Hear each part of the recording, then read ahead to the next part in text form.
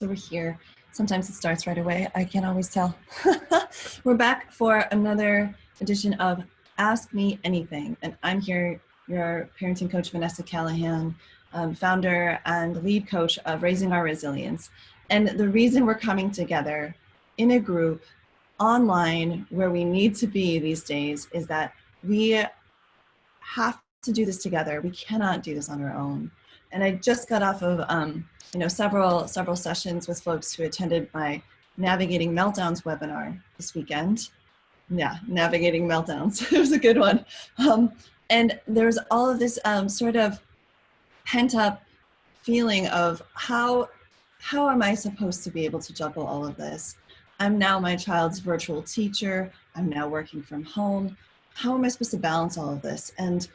And why have I just been doing this so much on my own? You know, why aren't we having more conversations where parents are getting their questions answered and, you know, getting really good insights and tools and strategies and being able to share ideas with each other? So welcome if you're already in the Raising Our Resilience parent group. If you're not already, I encourage you to join. It's a free group where videos like this are coming out weekly. And I usually take them down, but during this COVID shelter-in-place situation, they're all staying up in the group. So there are dozens of videos for you to peruse. If you want to learn how to set limits more effectively, run smoother routines, motivate your kids without punishments or having to dangle like rewards or bribes, threats. All of these things and more are right there in the group. So just want to encourage those of you who aren't in the group, hop over there. It's easy. You can click right on the post that this video is in that has the link to the group, or you can click on Raising Our Resilience at the top and just click on that button that says Join Group. Okay, so parents, can you relate to any of these questions? Now, these are questions straight out of the parents group. These are folks who registered within the last month, and this is the topic that they want the most help with. And if you can relate, I would love for you to just put in the comments below this video and interact with me too, to let me know you're here, yeah, I hear you. So like, yeah, same here. I'm going through that too. And what it does is it helps you to start engaging in this training, so you get more out of it, but it also lets other parents know that they're not on their own with these kinds of questions. So parents, are you also struggling to figure out how to keep routines in this environment right now? How to balance working from home, meeting your child's academic needs, and parenting full time? Where literally a mom said to me yesterday, I haven't had a break since March. And then she's like, well, I mean, she was with Granny for one time, no, 2 times. I was like, in 6 months, honey, it's just been you and your daughter, nobody else. She said, that's right. Whew, let's just take a moment to acknowledge how much is stacked on parents right now, especially parents who are also working full time. It's a whole nother layer, or they're supporting another parent who is working at home, and they're trying to keep the kids organized and quiet and going with their virtual learning while running the household. It's all so much. Okay, if you can relate to that, just say, I hear you in the comments, okay? Another thing I'm hearing from folks is that, and this was right, again, this is straight from the parents, what they were saying that they need the most support with right now, is that they want to know how to discipline their children in a way that doesn't lead to more conflict, more struggle, that doesn't also kind of let them off the hook instead of building their resilience. And so disciplining is another one right now. And I think particularly, like, how do you discipline while you also show compassion? For, you know, kids are also stressed out. They're going through a lot right now emotionally, and they're socially more lonely than ever. They might even be anxious or confused, right? And so we're wanting to give the kids, you know, the benefit of the doubt, but they also really need structure. They need us to discipline them and set limits for them so that they can have a sense of, you know, what's up, what's down. They need that from us. So if you're here, and can you just let me know, I see a few folks listening in, just let me know that you're here, say hello, and just say if you hear a theme that you relate to, you want more help with, write it down, or even a different question that you want to ask me, okay? Another one I have is, how do I encourage my son to help him stay engaged with virtual school, even though he's stuck at home with little access to his friends? Such a good question. Another, how do I set limits effectively? And then another is, how do I help my child become more independent with their schoolwork so I don't have to supervise her as closely? I wonder if any of you can relate to that, feeling like you're torn between getting household or professional work done versus like sitting with your child and making sure that they're engaged in the virtual sessions they're attending right now, that many of us are working from home, stuck at home, and teach our kids are learning from home. If you can relate to any of these, please let me know. Go ahead and write in the comments either here on the Raising Resilience page or in the parent group video.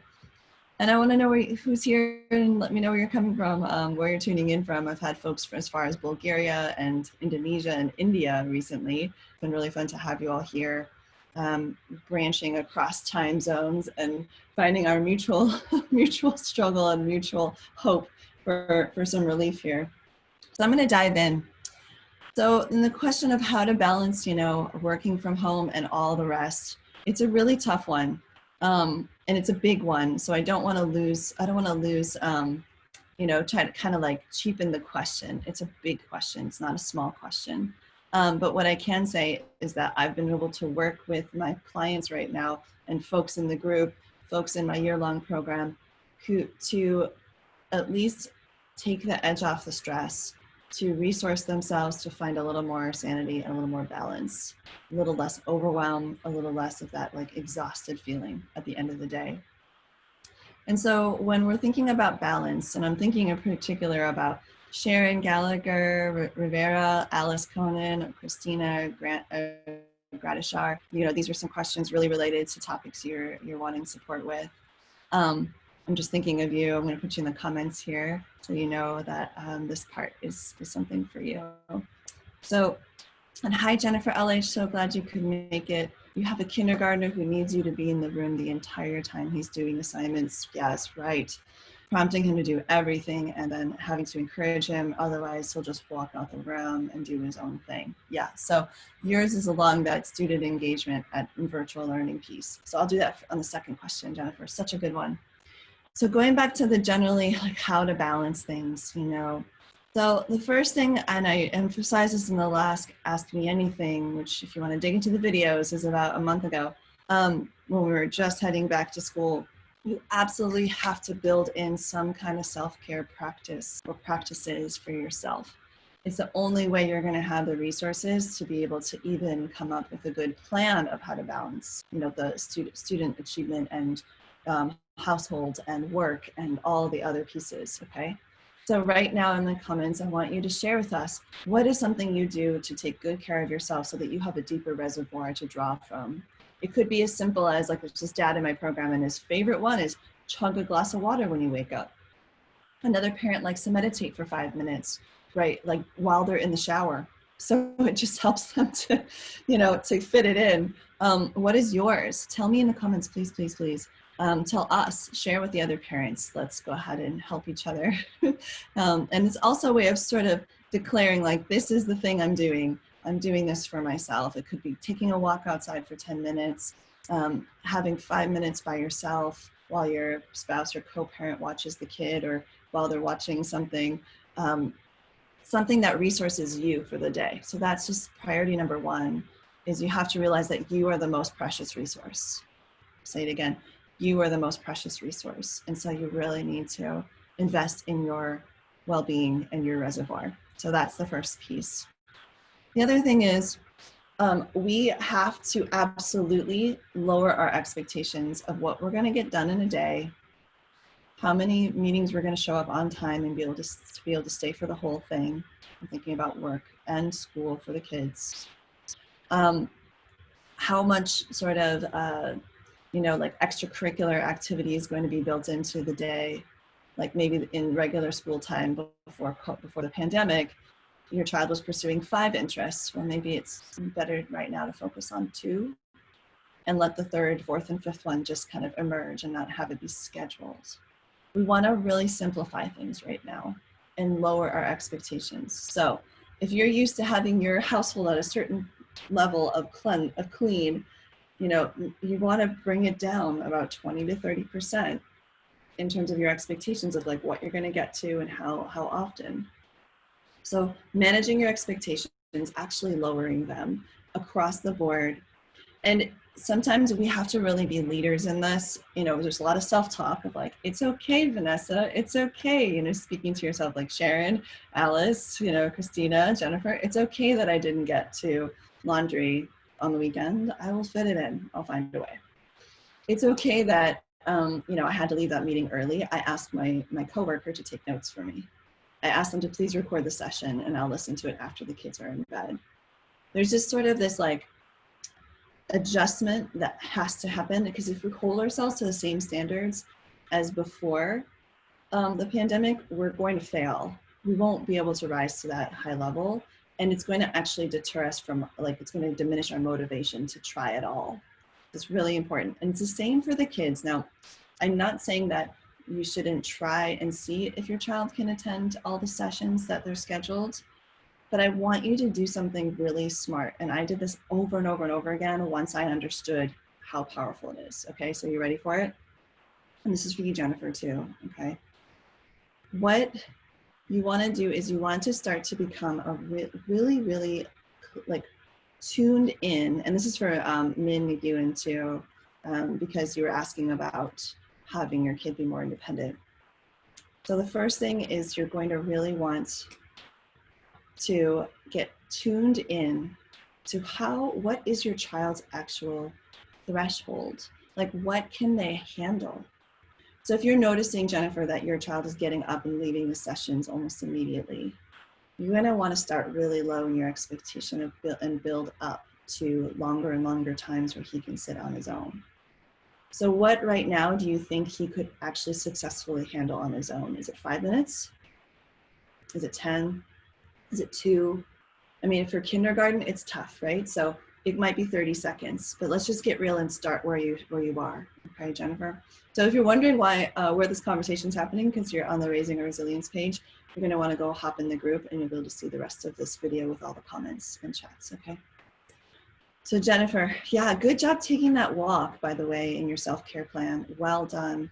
You know, making sure that you you step away from your towards the end of the assignments. Yep. And let your husband take over. It's called you know, like subbing in and subbing out, where you kind of tap in and tap out in sports, right? Teammates will switch once you're, you know, the person's exhausted on the basketball court. Great idea. So I'm curious though, how long do you think your child can actually attend the training? And Min, if you're watching this after, you know, you're not here live, like put it in the comments and I'll come back and chat with you about it.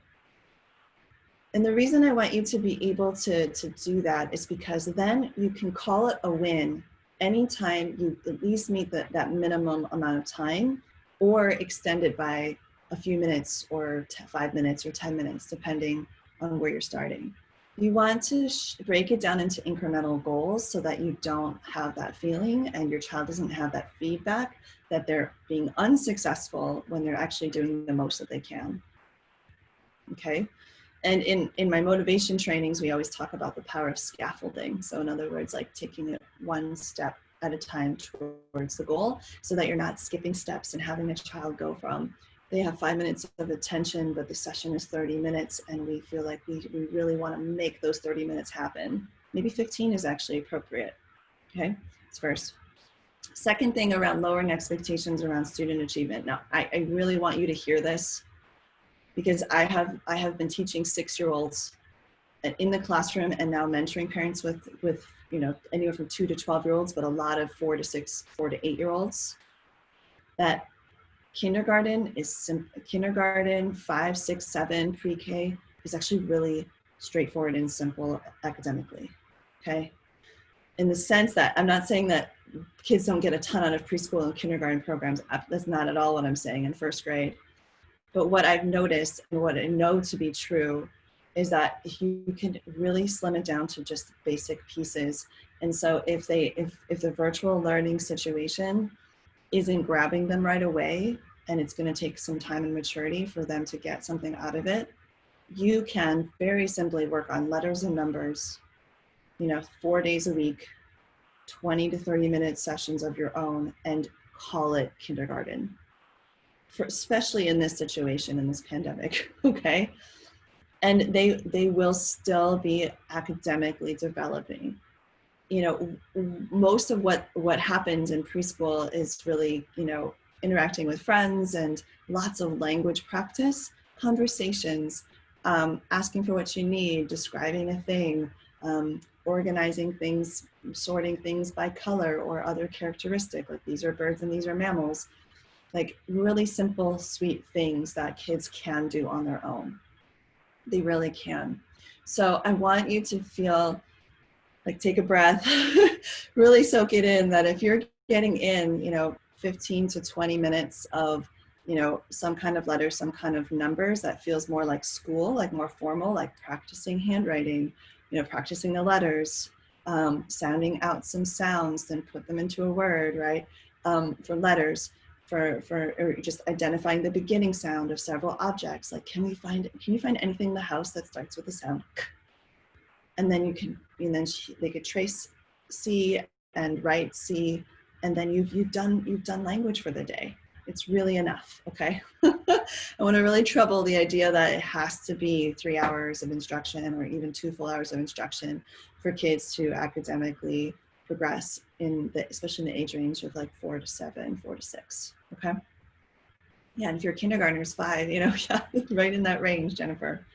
And then if it's just 2 to 3 minutes on the video, Jennifer, then I would just go ahead and plan on sitting with him and really see what amount of time is reasonable for you to be there. And bring down, like if it's a 40-minute session or a 30-minute session, if it's only reasonable for you to sit with him for 15 to 20 minutes, because then you really need to get him settled in an activity and go hop on a work call, please, please, please know that that's okay. And that you can build up over time, or if he never makes it there, you can still supplement with other activities when you do have time. Even, like I said, it could just be language games. It doesn't have to be worksheets that he's sitting and working through, okay? Also, when it comes to math and things like that, there's so much practical math, you know, counting, simple addition, simple subtraction, you know, even saying like, you've got 10, you know, peas on your plate. I wonder how many will be left if you eat 3, or if you cover up 3 with your spoon. You know, you can build it into like mealtime and everything, because thinking that you're going to replicate school when your child only wants to stay for 2 to 3 minutes in a video during a scheduled time when the video's playing is not a practical goal right now, it sounds like to me. Okay, so weaving it in other places and having that, not getting that nervousness that, oh my gosh, my child's falling behind.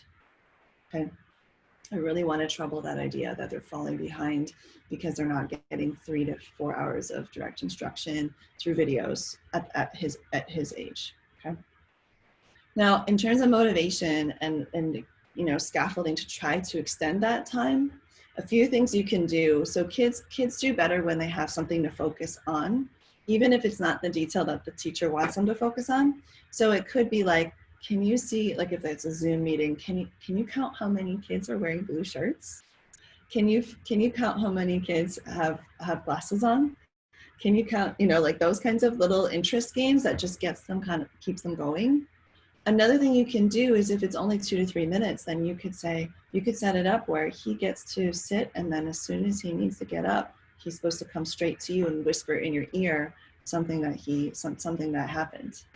Mommy, she said dinosaur, you know, something like that, so that he has a way he can get up and he can come to you, but then you give him another prompt, like, okay, can you listen for the next time she says dinosaur or another animal word, and then come tell me. And that way there's this little bit of like, he's practicing going and settling himself in and giving his attention to something that he's interested in. You can give him little mini tasks where he does practice being on his own, even if it's just 6 feet away and settling for a couple minutes. So that's one. Second one around the like kind of back and forth is giving him an interruption tool. Okay, and so kids are used to us being endlessly available when we're weekend parents and morning and evening parents, and we're very interruptible because we're not in the middle of work meetings, right? We're not in the middle of, you know, everything else we get done during the day when they used to be at school. And so we have to let them know that when we're sitting in a certain location is a really good way to do it. When I sit at my desk, sweetheart, that's when you need to use the hand on the shoulder. You know, so if you see me at my desk, you need to walk over and put your hand on my shoulder. And as soon as I can get to you, I will. But you have to be shh, so quiet. And practice it several times before you get on your meeting. You can say, sweetheart, I'm gonna go sit at the desk, at the chair. So what do you need to do? Do you remember? That's right, you're gonna put your hand on my shoulder. What are you gonna do? You're gonna put your hand on my shoulder. You got it. And are you gonna talk right away? No, right, we're gonna be shh, so quiet. You're gonna kind of sneak up on mommy and just put your hand on my shoulder, okay? Okay, yeah, good, honey. Another thing you can do is you can have a hard stop, which is like having a screen.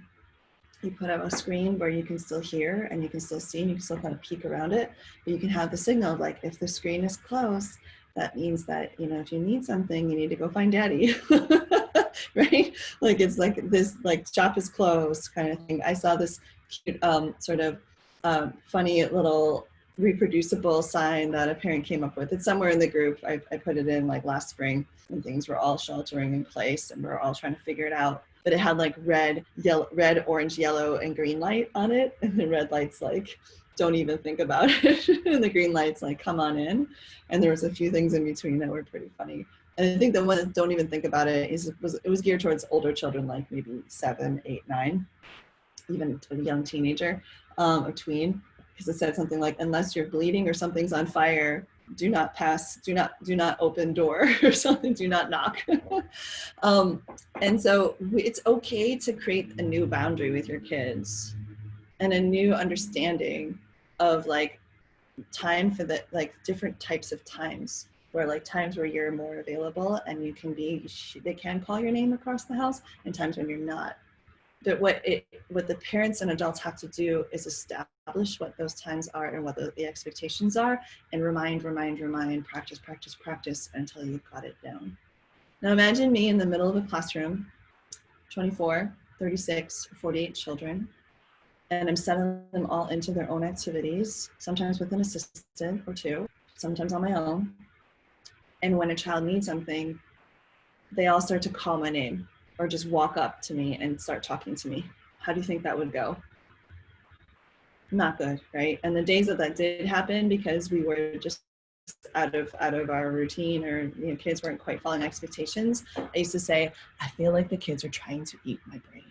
Like little zombies, like coming to try to take my essence or something. Because it's so exhausting to be interrupted over and over, for the child to demand your attention over and over and need something from you over and over. So I would do my best to settle them into their activity and then reinforce and remind and practice our little interruption mini routine, right? So they put their hand on my shoulder, I put my hand on theirs to let them know I'm gonna get to them, right? They respectfully wait, and if they can't, I ask them to go back and try again. Sweetheart, I see you need something from me. Remember we talked about hand on the shoulder? Okay, go back out the door and try again. Mm-hmm. And when you come in, put your hand on my shoulder and then we can talk, okay? Ow, you're pushing on my shoulder too hard. That hurts my shoulder. I want to give you what I want to listen, but first you need to practice soft touch on my shoulder and wait. Mm-hmm. Yeah, good job. There we go. Okay. What did you want? What do you need help with, honey? What did you want to share with me, right? It's a whole new learning. It's a whole new edge of sort of like leadership that we need to sort of lean into right now, because otherwise we let it build up, and then we're just like, let me know this is you, but you're like, how many times do I need to tell you I'm on a work call right now? Or like you just drop the call and you go up and you're just like, what do you need? You know, because you're just so frustrated. It's built up and it's like a volcano and it explodes and our lids flip, which we talked about at the Meltdowns webinar, which by the way, the replay is still up. Yeah, so if you want to access that webinar on navigating meltdowns, tantrums, and power struggles, here I'll throw up the link to the webinar in the group here. And if you're on the business page, you can feel free to peruse our events or just hop over into the group. Okay, so Jennifer, you're saying the assignments are the challenge. Okay, great. So I want to make sure I respond to that. It's so important, the distinction. I'm sure there's some other folks who are listening or going to be listening who also would like help with assignments. So yeah, assignments are the kind of thing that, like I was just describing, I had to settle the kids into, and I have 24 children who are all doing assignments and not all the same assignment at a different skill levels, ages 3 to 6. So trust me when I say I know a thing or two about settling kids into their assignments. And if you're not a teacher, or even if you are, and we all feel differently when we're with our own children, there's certain things that teachers do and look for, and parents that have like learned these strategies to help kind of anchor the kids into their activities. So first thing with any assignment is really making sure they understand the instructions in such a way that they can demonstrate that they understand how to do it before you leave them on their own. So it says, trace each letter 3 times, let's say, and there's a row of letters. And then you could say, oh, it says to trace each letter 3 times. What do you think you need? Do you need a pencil, a marker, a crayon? What do you need, honey? Let's get the supplies to be able to trace it 3 times. Okay, yeah. And then I always like to share, what I think that means is you go 1, 2, 3 over the letter. Is that what you think it means too? Trace the letter 3 times? Yeah? Okay, can you show me the next one? I just want to make sure you've got this before I step away. And you really help them kind of like get into it. And you can even say a few things like, wow, it's so interesting how dark the letter gets when you, by that 3rd time. Do you see that? Do you think all the letters are going to get darker after you do it 3 times? Yeah. Okay, so let's make sure, let's look at the page. How many do we need to do? It looks like we've got 3 more on this row, and then you've got 1, 2, 3 more rows. Okay. And this is the trick right here. Okay. This is like, you see how even I want to trace some letters now after that description, right? I'm like, ooh, I want to make some letters darker, or like a rainbow if you use 3 different colors, right? Yeah, this is sounding interesting now. So you give them a point of interest, make sure they know the instructions. But here's the thing.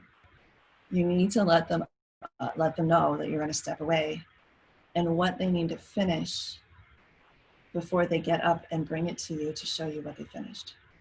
It's so important to have these little mini goals and be really clear about what they stay to do and when they can get up. Okay, so you might say something like, do you think you can finish this row? And then you can come show mommy.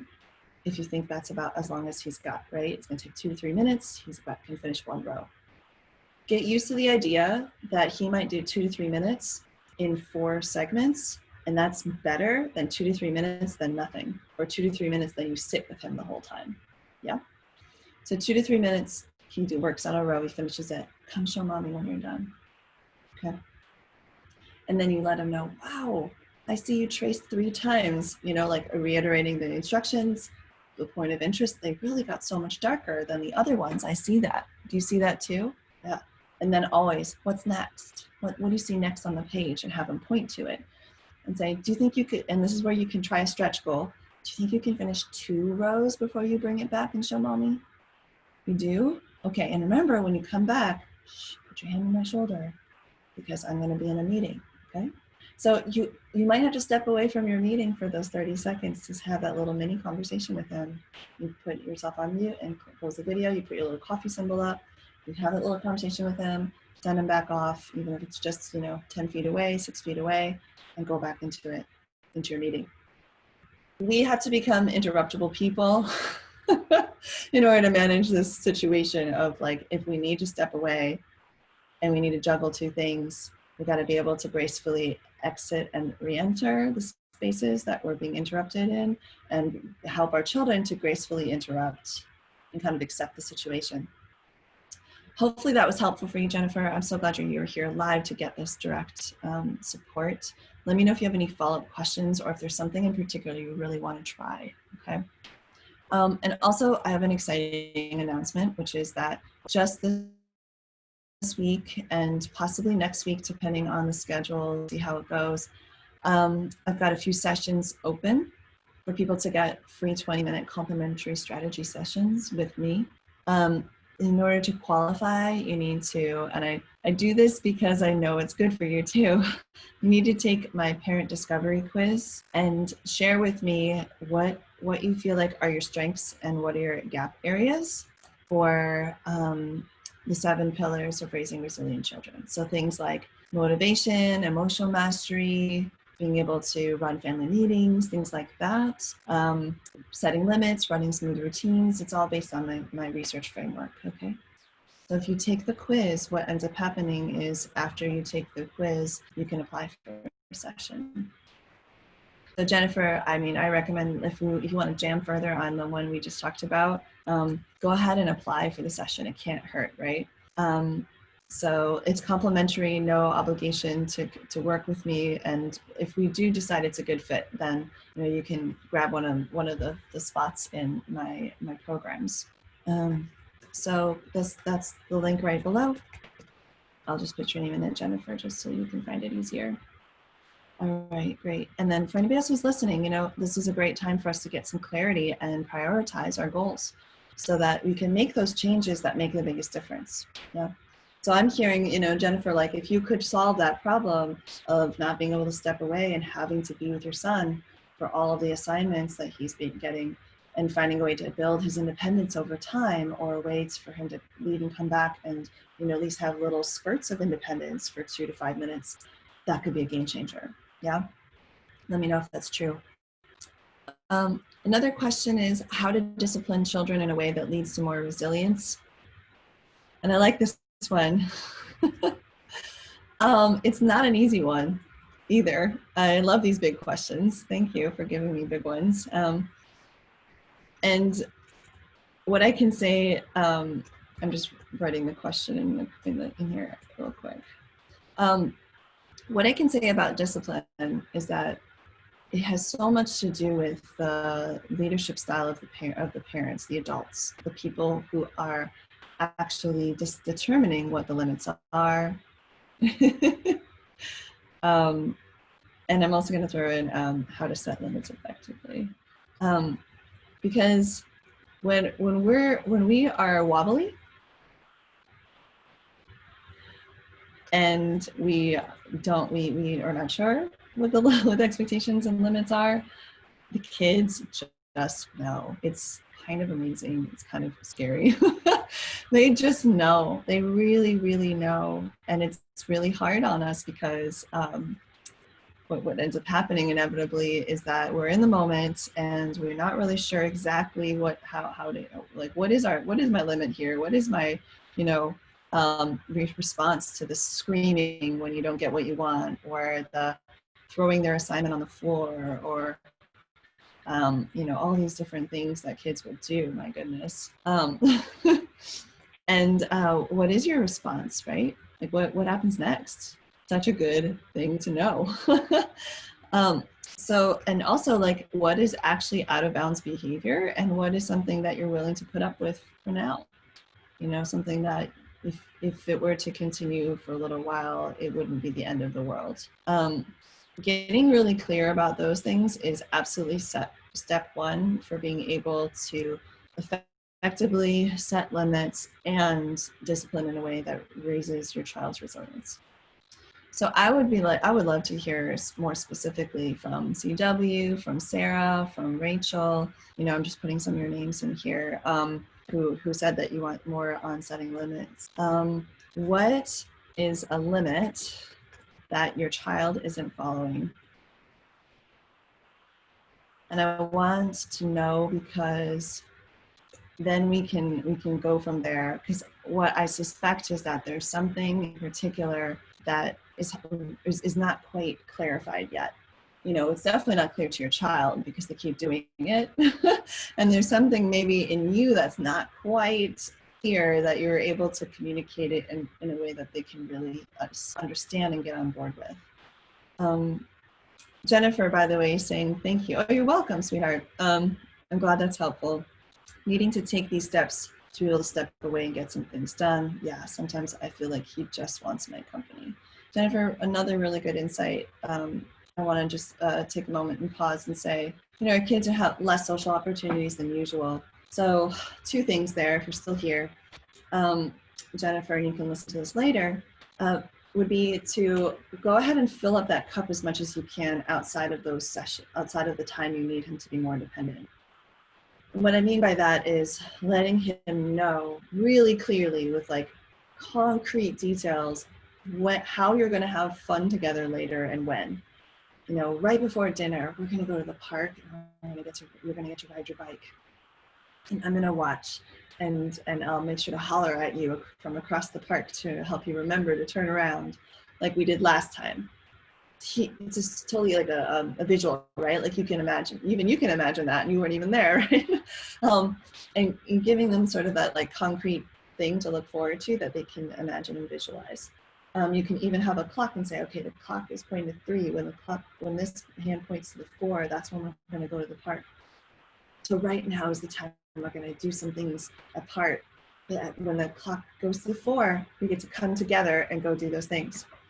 Another thing could be to build in the assignment time after you have some quality time together. You've had lunch together, you've run around outside, and all along the way, it's like, okay, we're gonna have lunch, we're gonna run around outside, and then we're gonna do desk work, honey, table work, okay? What comes after lunch and outside time? Table work, yeah. And that's when we need to be on our own more, right? Yeah. Okay, then you're at the park, you know, then you're on your way to the park, you're walking. Remember, after park time, what comes next? Table time. That's right. We're going to both be at the table doing our own projects. Mommy might even have headphones on. You might even have headphones on so we can get our work done. Yeah. And preview it. And really, and also you're doing a smart thing and you're filling up his cup for connecting with you so that he's not sort of like wanting more of it in the midst of you turning him away. Yeah. It's all filled up, that cup. So then you can like think of filling up a piggy bank and then you have some credits to spend. So something to consider, and it doesn't have to be a big project. It could be a 5-minute tickle fight on the bed, you know, on the couch, followed up with drinking a cool glass of water on the patio, like 10 whole minutes, right? And then talking about what like, we're gonna go do some table time now. So really love that, Jennifer, that you're still here. Great. Yeah. Getting him outside in the middle of his schoolwork. I mean, there were at least a third of the children, I'm serious, a third of the children from ages 3 to 6 that after about an hour and a half inside, I had to let them go outside and like be in the air and the elements, or, you know, do something physical with their body, even doing yoga inside, something, so that they could be in their gross motor and then come back to the fine motor. So think of that as like a way of sort of switching modes, right? So gross motor is like the whole body, and fine motor is just like with a small, like holding a pencil or watching a video and clicking would be a fine motor. So wanting to give him mid and gross motor, you know, to kind of fit his sort of like movement diet for the day at his age is going to be really important. Yeah, good. Okay, great, Jennifer. Yeah, and Jennifer, let us know how it goes. Come back to the video, let us know, or just start a new post in the group. You can also sign up for a session so we can jam further. Go ahead and, you know, click that link and pop that quiz up. I'd be so curious. So I'm also wondering if there's something else going on, you know, of the 7 pillars that if you were to address would, like, you know, take care of a lot of these challenges. All right, so back to the discipline. So knowing what is the limit that we need to get really clear about. And we just talked about a really important one just now with Jennifer, which is the one about, you know, when you're interruptible, when you're not, and how to interrupt politely. It's going to be really helpful right now, especially when we're having to be in the same space getting work done while our children are also need to be occupied. So getting really good and really, really clear of, like, you don't answer when they call for you across the room, except to say, sweetheart, remember you got to walk over here and put your hand on my shoulder. Like, only referring to the clear expectation. Like, yep, I hear you need me. You know what to do. You know what to do. And it works over time, right? It might take 10 to 20 times, but then you don't have to do it barely any anymore. Just little refreshers here and there. So worthwhile.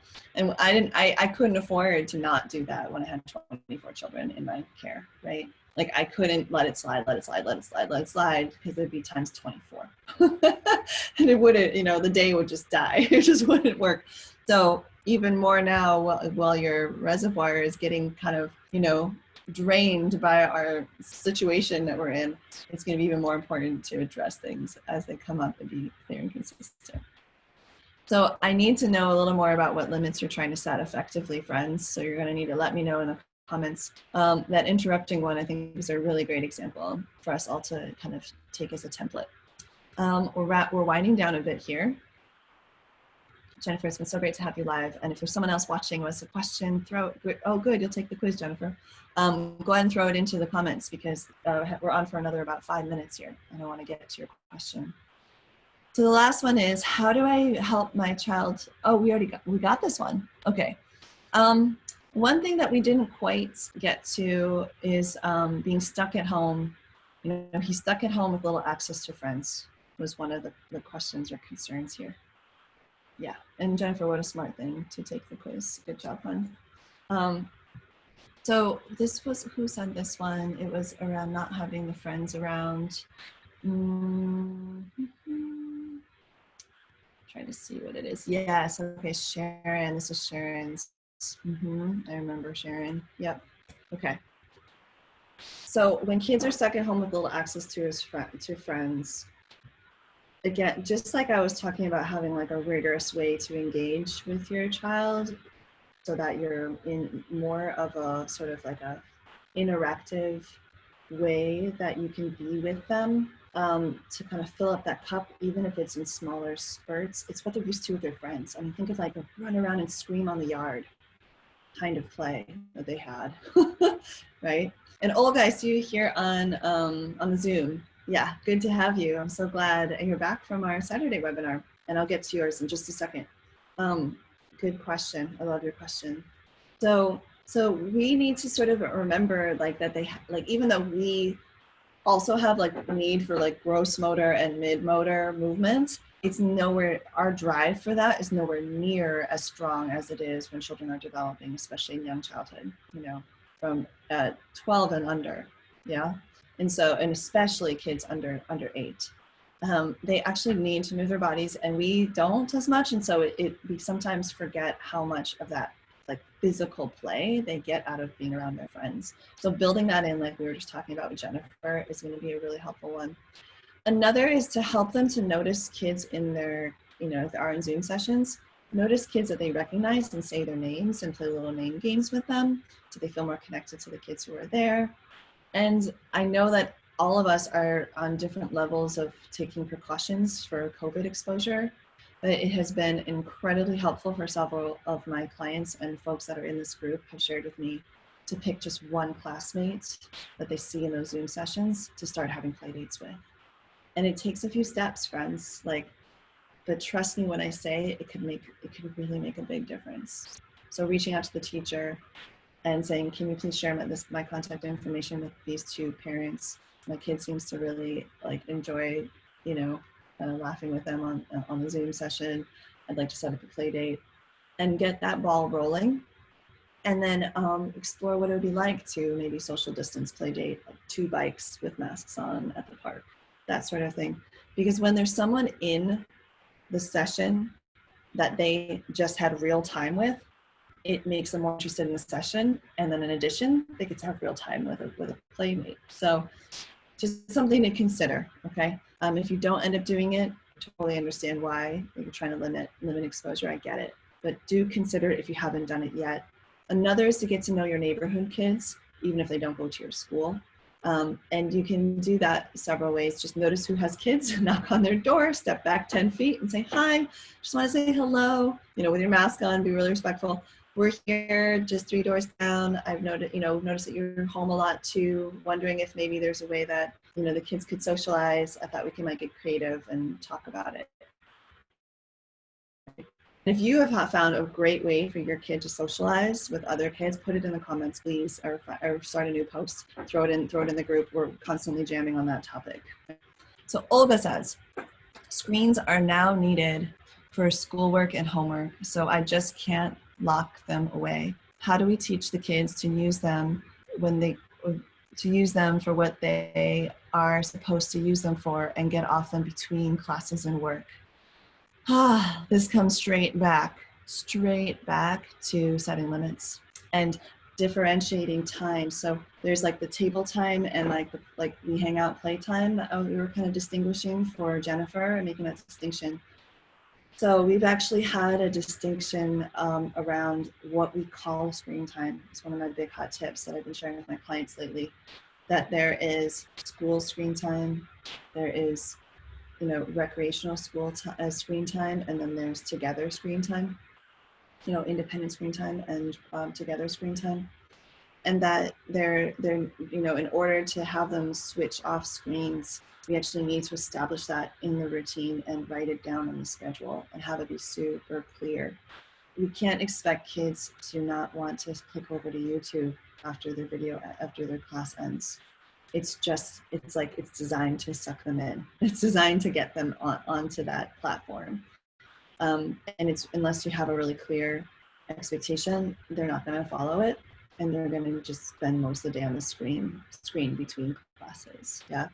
And when I say together screen time, there's something different about school screen time and that sort of independent screen time and social screen time. Social screen time is when they're actually interacting with another human while they're using the screen. And even that needs to be limited. I'm not saying make that unlimited, but that's really distinctly different than them sitting by themselves watching content. Okay. So when you used to have 8 hours of screen time, maybe now, you used to have 2 hours of screen time or 1 a day. We're now sometimes stretching to 6 hours because of the virtual learning.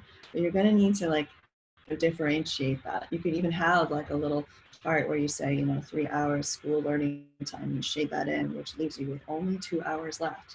So what of that would you like to do as social screen time? Maybe it's 1 hour and 1 hour of independent screen time where they actually get to choose what they watch. That will be just a small distinction, Olga, that I would really love to see you make. Also, Olga shared a great idea, and we're going to close with this, that she puts on a hat, a witch's hat, when it's time to when she's not interruptible. So clever. I've done that too, where I put on headphones or I put on a funny hat of some kind. So you can make it playful like that, and that way the kids have a nonverbal signal that makes it really clear when you're available and when you're not. And when I've done the silly hat one or the headphones, I just point to them and I go like this, and then I go back to what I'm doing. And when the kids are older, especially 6 and older, they can learn to handle that. They're gonna maybe be frustrated or disappointed or whatever, but they can get on board with it. I've done it for 10 straight years, so 6 to 9-year-olds. So it's definitely possible. So I'll leave you with that. And one more last thing is that we are having a great free training. So 2 things that you can be studying right now. First one is to just go ahead and take that quiz to just learn more about your strengths and areas that need support. Kind of like, I love closing the gaps in people's development. So especially parents, we can then get that strategy session you can apply for. So that's 1.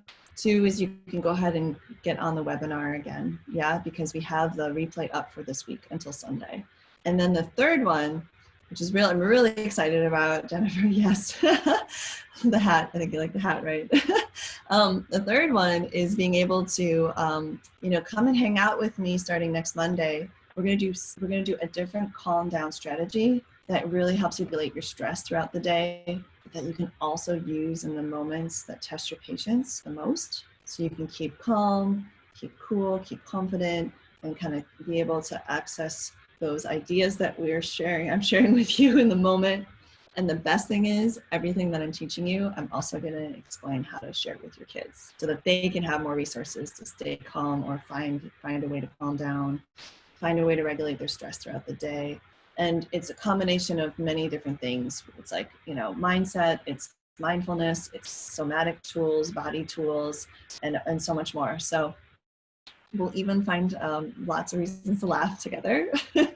So, and also it's my, I do it about once a season where I have really great prizes too. So if you're interested in registering for that, I'll throw that up in here, and it'll also be it's one of the events in our calendar here in the group if you're in the group. But go ahead and go to the link here that I'm putting in the comments, and you can register. It's a free training, about 20-30 minutes at 2 p.m. for the whole week. Next week we're going to get together for six trainings with 6 strategies for you. Okay. All right, and then you can win prizes they're worth up to about $900, and daily prizes and a grand prize. So I hope to see you at that training as well. Otherwise, catch me in my next, survival skills training, which is the following week. All right, I'll see you later. Nice to have you here. Again, if you're not yet in the group, come join us. See you in there. And then otherwise, if you're in the group, say hello to somebody, comment on somebody else's comment that you really appreciate and like. We're going to stay connected and get through this together. All right, lots of love to you all.